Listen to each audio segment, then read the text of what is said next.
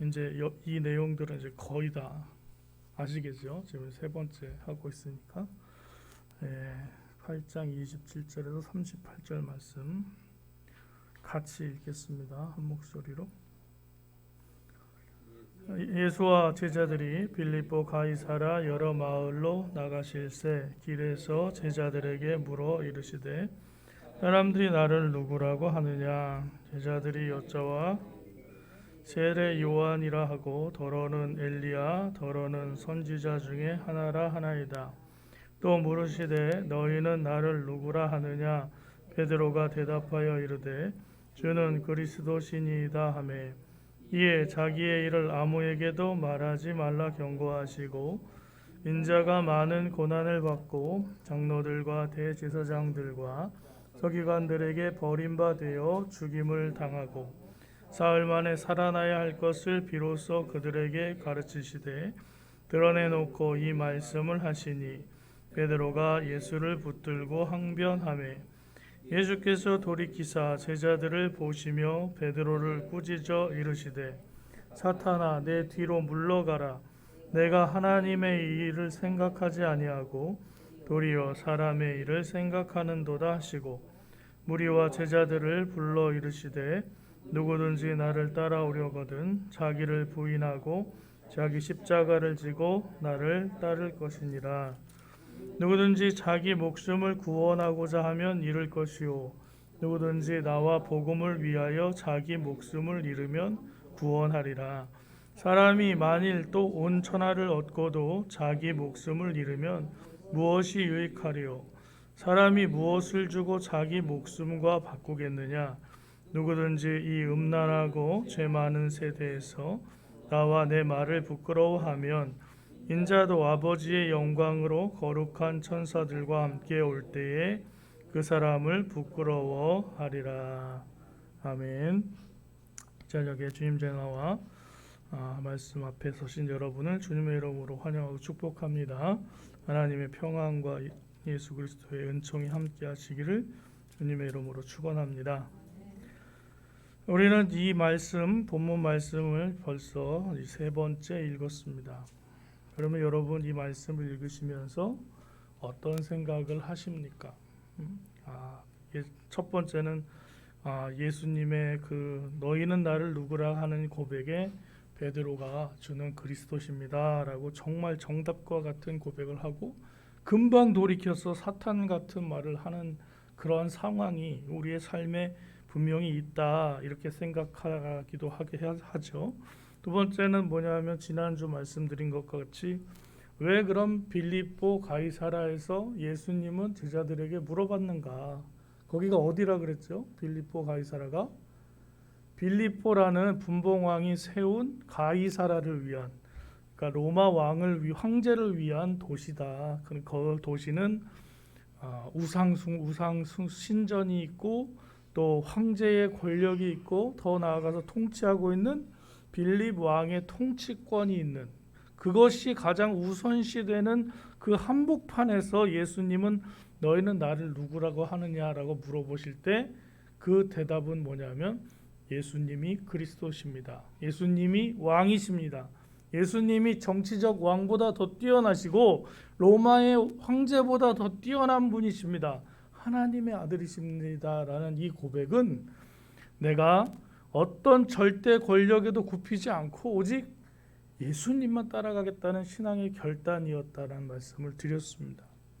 오늘은 예수님께서 이 베드로의 고백을 들으시고 어떻게 말씀하시는가를 통해서 예수님을 따라가는 것이 무엇인가 우리가 한번 생각을 해보려고 합니다. 여러분 예수님을 믿는다는 것은 여러분의 생각에는 예수님을 믿는다는 게 뭐라고 생각하세요? 이거는 생각을 좀 하셔야 돼요. 이제 우리가 적어도 신앙생활 한 지 몇십 년이 지났지 않습니까? 그러면 이제 물어보잖아요. 누구도 물어볼 겁니다. 아니 친구도 물어볼 거 아니에요. 왜 너는 교회를 그렇게 열심히 다니냐? 그럼 뭐라고 대답하실 거예요? 대답이 왜 이렇게 열심히 교회를 다니냐? 그럼 뭐라고 그러실 거예요? 내가 대답이 있어야 되잖아요. 그냥 편하게 얘기해 보세요. 친구 없으세요? 친구가 다 교회인들이야. 그러잖아요. 저희 아버지도 친구들이 고등학교 친구들이 있는데 벌써 고등학교 친구면 몇십 년 친구입니까? 50년 넘는 친구들이잖아요. 친구들 중에 예수 안 믿는 사람 많죠. 왜? 친구들이지만 우리 아버지는 부모님은 교회 다니시니까 그런 얘기 많이 하신대요. 너는 왜 이렇게 교회를 열심히 하냐? 여러분 이 질문에 우리가 대답을 할 수 있어야 됩니다. 자신 있게 하셔야 돼요. 그리고 그것이 나의 소명이 돼야지만 우리가 왜 전도할 때 이렇게 힘이 없는지 아십니까? 예수 믿으세요. 그러면 물어본단 말입니다. 예수 믿으면 뭐가 좋아요? 뭐가 좋습니까, 여러분?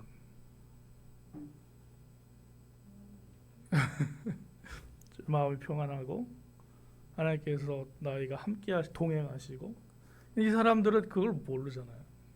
동행한다는 말이 뭔지도 모르고 하나님이 나에게 은혜를 주신다. 은혜를 준다는 게 무슨 뜻인지도 모르는데 우리는 그 사람들이 알아듣지 못하는 말을 하고 있습니다. 성경에 써 있다고요. 우리한테는 성경이 통하지만 예수 믿지 않는 사람한테 성경에 써 있다는 말이 무슨 의미가 있습니까? 그래서 우리는 좀 생각을 하셔야 돼요. 전도를 할 수 없는, 잘 못하는 이유 중에 하나는 내가 예수를 믿는 게 뭔지 정확하게 내 마음속에 대답이 없어요. 왜 예수를 믿으십니까? 왜 예수 믿으십니까? 이 말에 그냥 예수 믿으면 천국 가니까 믿는 거지. 그 죽으면 천국 가려고 믿는 거지. 사실 우리나라 기독교인들 중에 거의 90% 이상이 왜 예수 믿으십니까? 라는 질문에 죽어서 천국 가려고요. 그렇게 대답하는 퍼센테이지가 거의 전부일 거예요. 왜? 그렇게 계속 배웠고 예수 믿으면 천국 가려고. 그러면 예수 믿고 천국 가려고 예수를 믿으면 그 천국 가기 전에 있을 일들은 어떤 겁니까, 여러분? 우리가 지금 천국에 가서 살 거가 지금 현재예요? 아니면 지금 이 땅에서 사는 게 현재예요? 그러면 천국 가기 위해서 계속 믿는 건 이 땅의 삶은 아무 상관없이 그냥 죽은 다음에 우리가 천국 가려고 예수를 믿는다는 그 대답은 사실 궁색하지 않습니까? 이 땅에 사는 삶은 어떻게 살으라고요? 이 땅에서도 하나님의 나라를 누리며 살아야죠. 예수님과 동행하면서 살아야 되고 하나님의 말씀대로 살아가야 우리의 삶에 힘이 되는 거 아니겠습니까, 여러분? 이런 얘기 처음 들어보세요? 오늘 예수님께서 너희는 나를 누구라 하는 질문에 이 질문은 베드로와 제자들에게만 던진 질문이 아니라는 겁니다. 그러면은 지금 이 질문을 우리는 성경을 읽으면서 어떻게 받아들여야 되냐면 나는 뭐라고 대답하지? 나는 지금 예수님을 뭐로 고백하지? 이것에 대한 대답을 누가 해야 되느냐? 목사님이 가르쳐줘서가 아니고 권사님이 얘기해줘서가 아닌 내 얘기를 하는 거예요. 지금 예수님께서 제자들에게 물어보니까 제자들이 뭐라고 대답합니까? 선생님, 사람들이 말하기를 엘리야가 살아났다고 합니다. 엘리야가. 아니면 세례 요한이 죽었다가 살아났다고 합니다.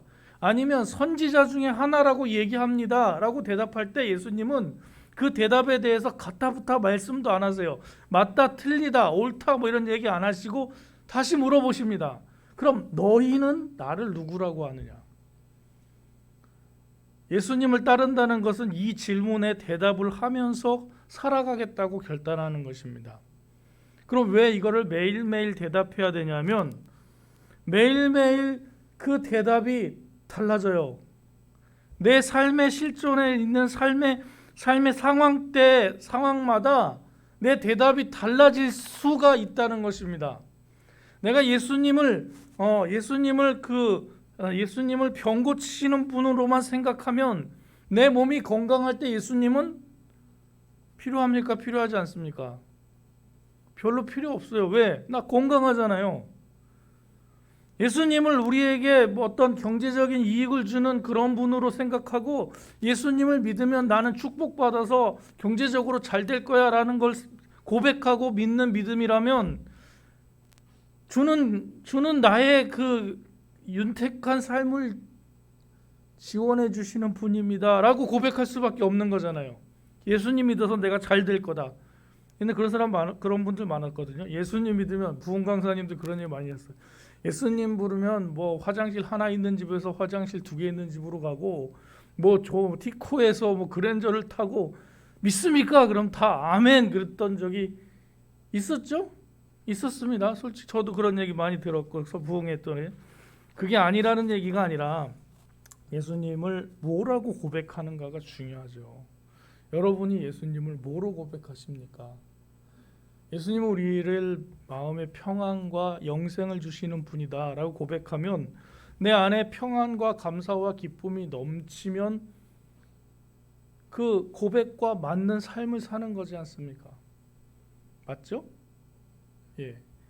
그래서 질문이 중요하죠. 예수님은 물어보시잖아요.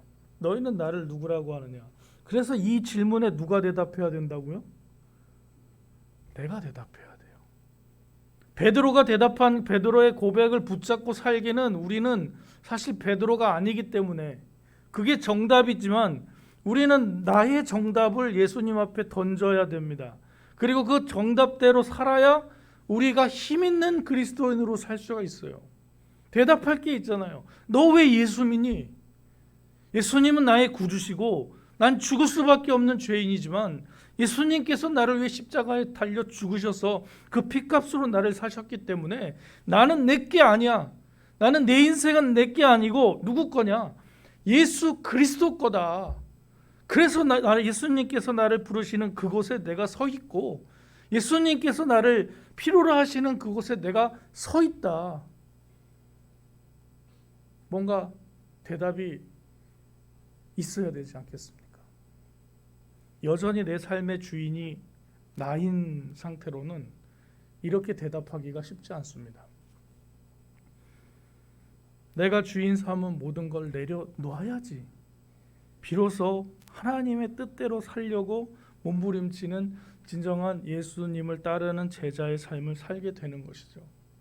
제자들이 예수님을 따를 때 자기 집 다 가지고 자기 편안함 다 가지고 살지 않았습니다. 예수님이 아직 예루살렘에 가시기 전에라도 제자들은 자기의 배와 베드로 같은 경우는 고깃배를 두고 부모를 두고 장모를 두고 처자식을 두고 예수님을 따랐단 말입니다. 그러니까 제자들이 예수님을 따랐을 때는 어떤 생각이 있었겠죠. 예수님을 따르면 무슨 일이 있을까라는 생각을 한번 해보세요. 이 베드로는 무슨 생각으로 예수님을 따랐을까요? 예수님을 메시아라고도 생각했다면 그 당시에 메시아는 누구인가 우리가 생각해 볼 수 있죠. 로마의 속국으로 살고 있던 이스라엘은 그 메시아가 오시면 우리는 로마라는 절대 권력에서 해방되어서 이제 다윗의 왕이 누렸던 그 영화를 누리는 그런 나라가 될 것이다 라고 생각을 했을 거란 말입니다. 그러면 예수님이 예루살렘에 올라가시면 예수님이 뭐가 될 거라고 생각했을까요?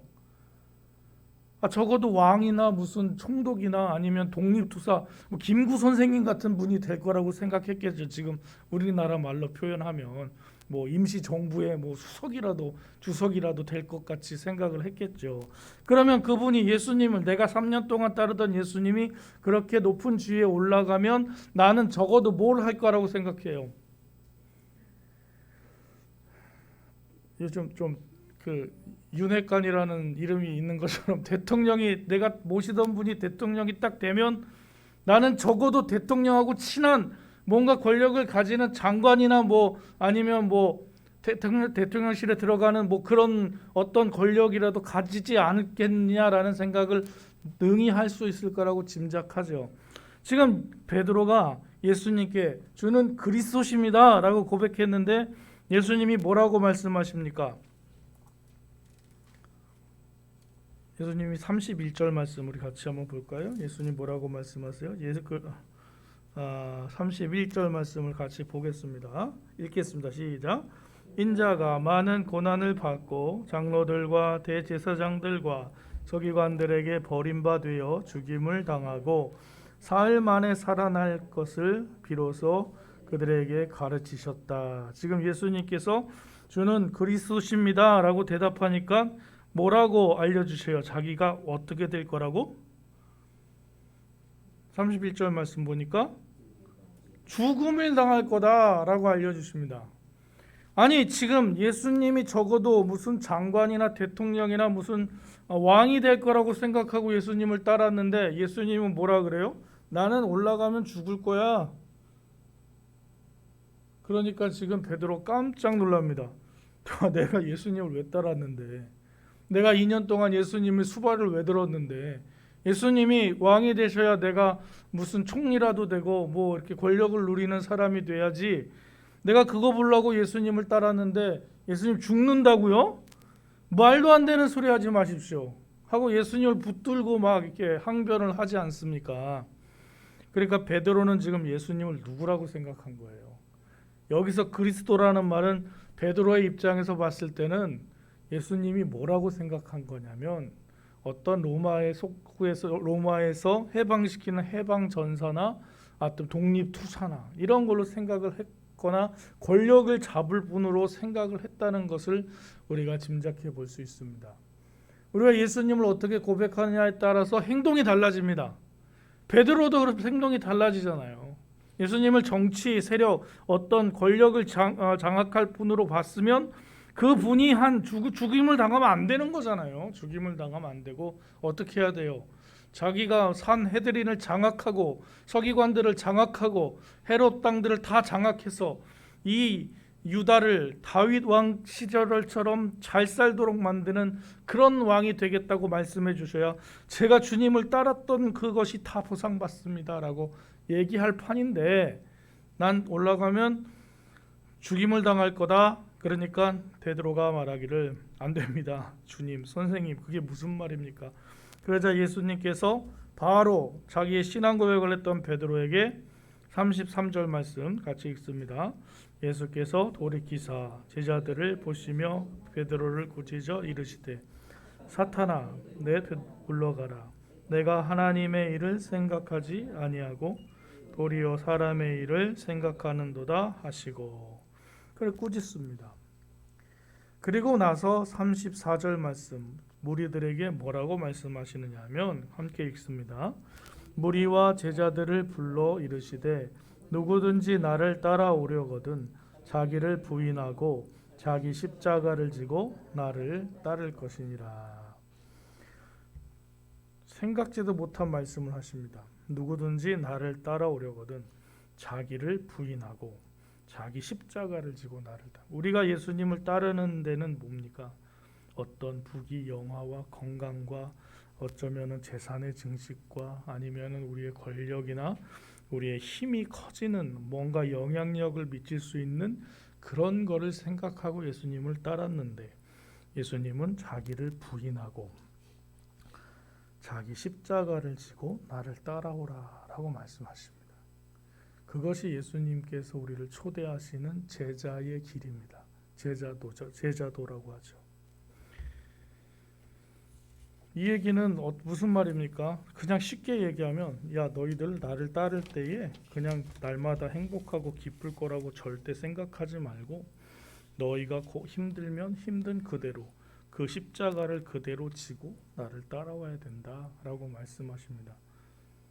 지금 여러분들이 예수님을 믿는다고 말씀하신 거는 바로 내가 십자가를 메고 주님을 따라가겠습니다라고 고백하시는 것과 마찬가지입니다. 갑자기 좀 다시 한번 생각해 보셔야 될 것 같습니까? 예수님 믿는 거에 대해서 이상하다. 예수 믿으면 복 받는다 그랬는데, 예수 믿으면 하나님의 자녀가 되는 은총이 있다고 얘기했는데, 오늘 목사님은 예수를 믿으면 자기 십자가를 지고 따라와야 된다고 말씀하시네. 그럼 어떻게 해야 되지? 여러분 물음이 생기십니까? 물음이 생기셔야 돼요. 그냥 나는 나 예수 믿어 교회에 다니는 것. 제가 전도하다가 좀 어떻게 해야 될지 잘 이게 좀 헷갈리는 부분이 있는데, 여러분 우리 전도할 때 예수 믿으세요 하고 전도해야 될까요? 아니면 교회 다니세요 라고 얘기해야 될까요? 예수 믿으세요. 예일교회 나오세요 이렇게 해야 될까요? 예수 믿으세요. 둘 다 해야 될까요? 만약에 우리가 전도했는데 전도해서 그 사람이 마음에 변화를 느껴서 예일교회가 아닌 다른 교회를 가서 예수를 믿게 되었습니다. 하나님 앞에 갔을 때 하나님께서는 그 사람에 대한 상급을 누구에게 주실까요? 나에게 주시겠죠. 내가 전도해서 갔으니까. 우리는 예일교회 안 온 거에 대해서 실망할 수는 있겠지만 하나님께서는 우리가 하나님 나라의 큰 입장에서는 예수 믿으세요. 예수 믿고 구원받으세요 라고 말하는 것이 맞지 않을까. 또 교인들끼리 함께 얘기할 때 그러면 그럼 목사님 우리는 예일교회 나오라고 얘기하지 말아야 될까요? 저도 또 예일교회도 나왔으면 좋겠잖아요. 그러니까 예수 믿으세요. 예일교회에서 같이 신앙생활 합시다. 이렇게 얘기해 줄 수 있는 마음이 되면 좋겠다라는 생각을 합니다. 오늘 예수님께서 자기 십자가를 지고 따라오라고 합니다. 여러분은 어떤 십자가를 지고 따라가시나요? 여러분이 메고 있는 여러분의 십자가는 무엇입니까? 우리는 예수님 앞에 나가면 내 십자가가 끝난다고 생각을 할 때가 많이 있습니다. 왜냐하면 수고하고 무거운 짐진 자들아 다 내게로 오라. 내가 너희를 쉬게 하리라. 그런데 그 말은요. 그 말 속에는 예수님이 십자가를 대신 져주겠다고 하시는 말씀이 하나도 없다는 것을 기억하셔야 됩니다. 맞죠? 수고하고 무거운 짐진 자들아 다 내게로 오라. 내가 너희를 쉬게 한다고 했지. 네 십자가를 내가 져줄게 라고 얘기하지 않으신다는 겁니다. 오히려 뭐라고 그러냐면 나에게 와서 멍에를 메고 내가 가르치는 멍에를 배워라. 그럼 이 멍에는 너희에게 쉬울 거다 이렇게 얘기하지 않습니까? 그러니까 우리는 예수님 앞에 나가서 우리의 짐을 다 내려놓고 끝 이렇게 생각하는 그런 생각은 옛날부터 가져온 생각이지만 예수님 앞에 나갔을 때 걱정과 근심과 무거운 십자가는 아직도 나한테 그대로 있지만 내가 예수님을 만나는 순간부터는 어떤 순간부터 그 순간부터는 이 짐이 나에게 무거운 짐이 아니고 가벼운 멍에가 된다. 왜? 예수님과 함께 지기 때문에. 지난번에 한번 말씀드린 것 같은데 예수님과 멍에를 같이 지니까 소 두 마리가 하나의 멍에를 이렇게 매겨서 소 두 마리가 한 결이소라고 그러죠. 그래서 소가 이렇게 밭을 가는데 힘센 소와 젊고 힘센 소와 좀 힘은 약하지만 오래된 소가 같이 맵니다. 그러면 이 오래된 소가 길을 다 알고 있기 때문에 방법을 알고 있기 때문에 힘센 소를 툭툭 치면서 이렇게 가야 돼 이렇게 가야 돼 하고 알려주죠. 그러면 이 멍에는 가벼워요. 왜? 힘센 소는 힘만 딱 쓰면 그 쫙 쟁기가 가니까. 예수님은 그 말씀을 통해서 우리와 함께 하신 것은 너희가 나를 따르는 것은 십자가를 지고 나를 따르는 것인데 그 십자가를 나랑 같이 지면 쉬울 것이다. 그거는 이제 그 전에 얘기하신 거고. 또 35절 말씀은 누구든지 자기 목숨을 구원하고자 하면 잃을 것이요 누구든지 나와 복음을 위하여 자기 목숨을 잃으면 구원하리라. 목숨에 대해서도 얘기하고 있습니다. 예수님을 따를 때 자기의 목숨을 구원한다는 뜻은 무엇일까요? 자기 거를 이제 생각하는 거죠. 내가 예수님 믿으면 어떤 이익이 있을까? 내가 예수님 믿으면 이 정도는 되겠지 하면서 생각했던 자기 목숨과 관련된 그것을 생각하면서 내가 이것은 받을 수 있겠지. 무엇을 받을 수 있을 것 같습니까, 여러분? 예수님을 믿는 때 우리가 예수님한테 이렇게 좀 착각하지 말아야 될 것은 내가 예수님한테 이만큼 해주니까 예수님 나한테 이만큼 해주시겠지라는 생각. 예수님은 우리에게 세상보다 귀중한 생명을 구원해 주신 분이시라는 것을 기억하셔야 됩니다. 그러면 예수님이 나한테 뭘 더 해주지 않아도 우리의 삶의 모습은 무엇입니까? 예수님 나를 구원하신 분이시고 나를 살리신 분이기 때문에 내 목숨을 다 드려도, 내 모든 것을 드려도 아깝지가 않다라는 고백으로 주님을 따라가야 되는 것이죠. 우리는 예수님을 믿는다는 것이 예수님께서 너희는 나를 누구라고 하는 그 질문에 대답하는 것인데, 그 대답에 매일매일 대답해야 됩니다. 오늘도 대답하셔야 되고요, 내일도 대답하셔야 됩니다. 우리의 삶의 수많은 삶의 자리 가운데 순전하게 예수를 따르고자 한다면 복잡한 인생사 속에서 흔들리지만 비틀거리면서도 온전히 예수를 따르고자 한다면 우리가 어찌해야 할까요? 누구한테 물어봐야겠습니까? 솔직히 저한테 물어봐도 전 정답 모릅니다, 여러분. 누구한테 물어봐야 되냐면 예수님한테 여쭤봐야 되는 것이죠. 예수님께 여쭤보면서 계속 질문하고 대답해야죠. 도무지 헤아릴 수 없는 이 상황 속에서 예수님, 당신은 누구십니까? 예수님을 따르는 저는 어떻게 해야 됩니까? 하고 예수님과 씨름을 해야죠. 예수님, 어떻게 하면 좋겠습니까?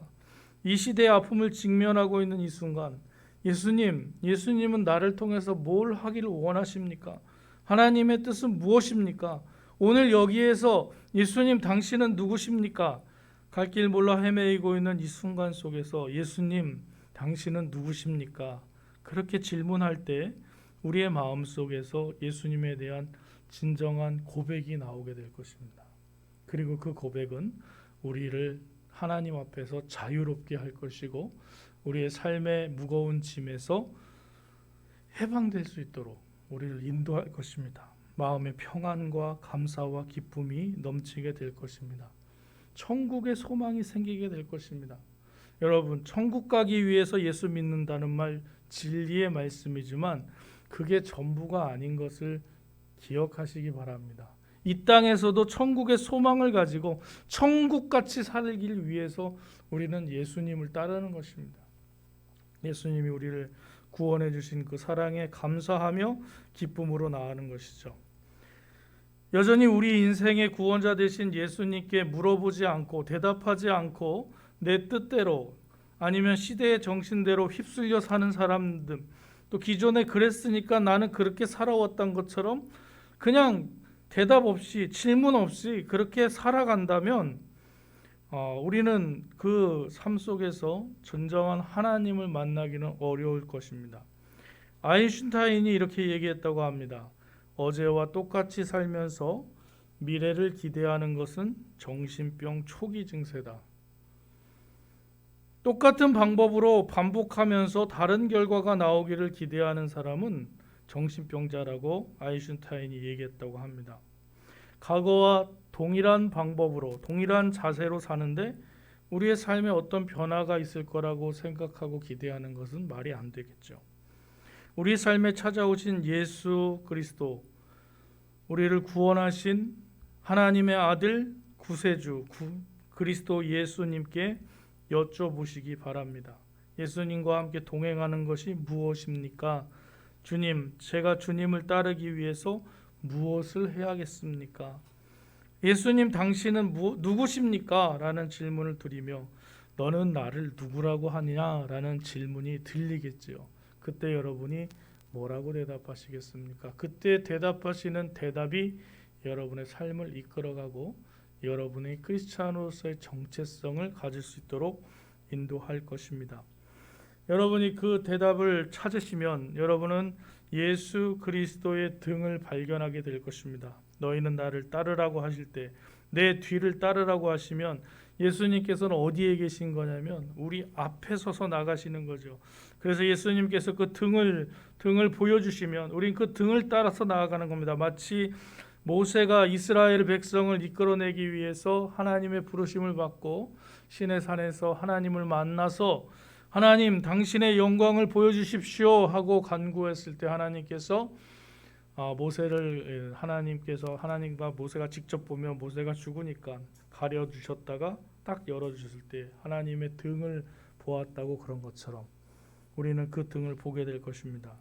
그리고 예수님의 음성을 듣게 될 것입니다. 너를 온전함으로 이끄는 나를 따르라 하는 예수님과 만나게 될 것입니다. 예수님을 따른다는 것, 여러분, 우리가 그냥 기본적으로 알고 있는 예수 믿는 것. 내가 교회 왜 다니지? 예수 믿으니까. 내 교회 다니면 참 평안을 얻으니까. 그 평안 속에서 예수님께서 우리에게 주시는 기쁨과 감사를 누릴 뿐만 아니라 누구에게든지 나에게 있는 이 예수님에 대한 고백이 부끄럽지 않고 예수님의 고백을 통해서 생명을 살리는 복된 삶이 되시기를 주님의 이름으로 축원합니다.